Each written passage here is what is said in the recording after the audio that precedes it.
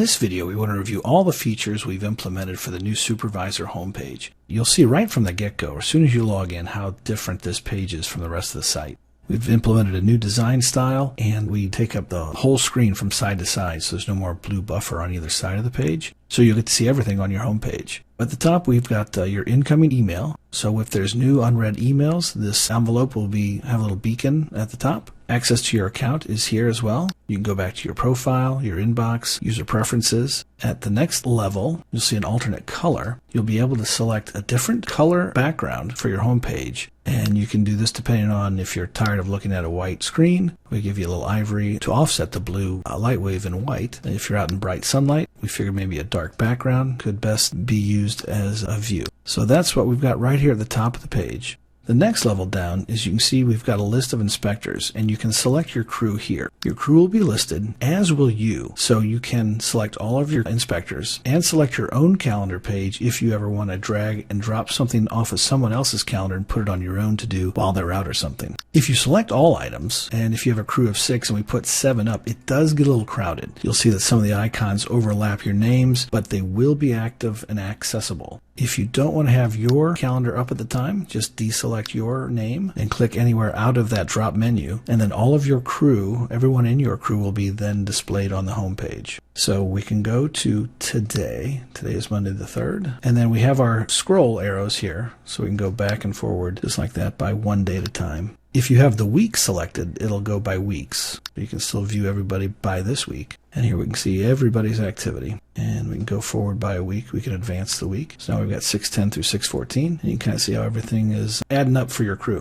So we can go back to today, quick access. Now the calendar doesn't highlight, but you can access it simply by clicking on the date range. This will open up the calendar, and you can select a day to view. Again, like we said here, we've got day. We can take this back to the day view, and it takes us to today. On the next line down, you'll see all of your inspectors listed here that are displayed, and we'll go through the various icons that are displayed with their name. Next to the Inspector Ulrich, you'll see that there's a red lock. The red and the closed lock indicates that this user is not currently logged into the live site. This little man icon here indicates that this person is the crew lead man. And here's their ward and precinct assignment with their last login date and time. If you want to click on the details icon, here it will open up options, and we've got several options in this pop-up. First of all, you can select a custom color. You can use a default color of the inspector, and if you save that, it'll use the color that that inspector puts on their calendar. So you'll see here that most of these items turn back to gray. These are the items that the inspector did not create. We can put it back to a different color, and we can select custom color,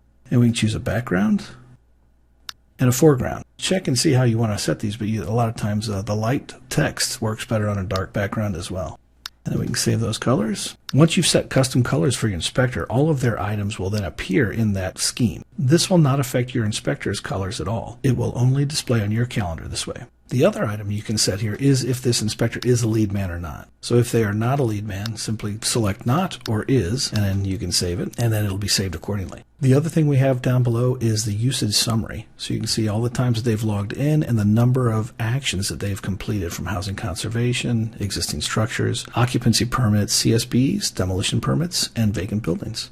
So that is in the details button. If you select the to-do list icon, what that does is opens up that inspector's to-do list. You can see that it's become activated by turning it orange. So you can open up here, and we'll see just below the calendar that all of that inspector's to-do list items, along with aging, are down below. Now, you can drag and drop, and we can place these on anybody's calendar, that same inspector's or someone else's. Let's say this inspector's out of the office, and we want to put it on someone else's calendar. Now, it retains that inspector's assigned color for you, and it also puts their initials up here, since we dropped Jesse Speaks' item on Mark Smith's calendar. Now, when Mark Smith opens this up, it'll display in his colors, but it will also show JS as an item. This item will be assigned to the new inspector. They'll have access to edit it and make all the changes necessary, but then follow-ups will revert back to the originally assigned inspector. So that is everything in the top of the calendar here. Now you can drag and drop items across the calendar, and we can look at this as a week view. And if somebody was off, like Ed's on vacation this week, we can put things on his calendar when he comes back to make up, or however you want to do. So let's say we put this on the wrong thing. We can put this back on Jesse's calendar, and then it drops his initials and goes back to his page. So we'll go back to day view, and we can close the to-do list here simply by clicking on the X or clicking here or selecting someone else's to-do list. And this is how you can see what's going on in your crew as well at a glance. Again, we put their names down at the bottom of the calendar since you can drag and drop up onto the calendar so you'll know which column belongs to which inspector. You can also close the to-do list right here with this X. Now, the totals group, we broke things down into current and upcoming inspections and overdue. So all of the inspection types from commercial occupancy through vacant buildings are all listed here. This should be a list of all current and upcoming inspections for your crew. Anything that is past current, 0 or 1 to 30 days, all the way up through 90 plus, are broken out here as past due items. These groups here, including overdue AL notifications, housing conservation requests made by those who have accounts, commercial occupancy permits, and open demolition permits, these numbers will all change based on who is selected up here in your calendar to be displayed. So if we uncheck a couple inspectors here from the crew, let's take out half of them, and then close it back up and refresh the page. Now we've got their calendars here. But now also we see that these numbers have changed. So these are the inspections assigned to these inspectors that are upcoming and that are past due, as well as overdue ALs, open demo permits, and the subtotals. So if you want to take a look at something specific, like upcoming housing conservation items, you can click on that number,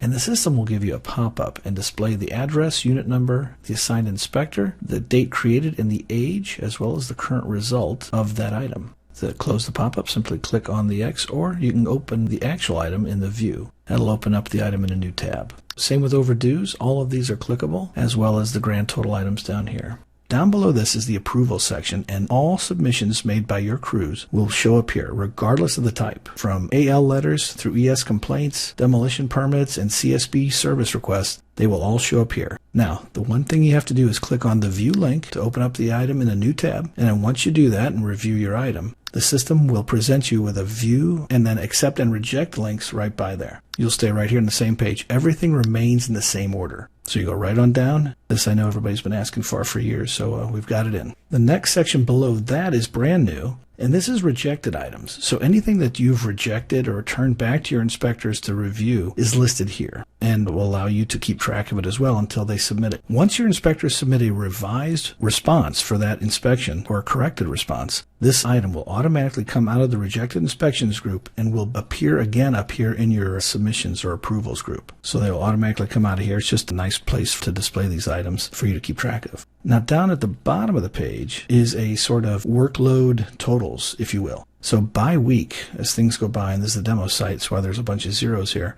but you will be able to keep track of completed and upcoming are the two categories listed here by your crew and by a date range. So you will default to a 7-day range, but you can change that if you need. Now, it does take a little bit of time for this section to refresh because it's doing a lot of searching. So don't jump on this one right away. I'd wait till you get a lot of the other things under your belt before we hit this one hard. Hopefully this page will all help you out a great deal in your work. And if you have any questions, please let us know. Thank you.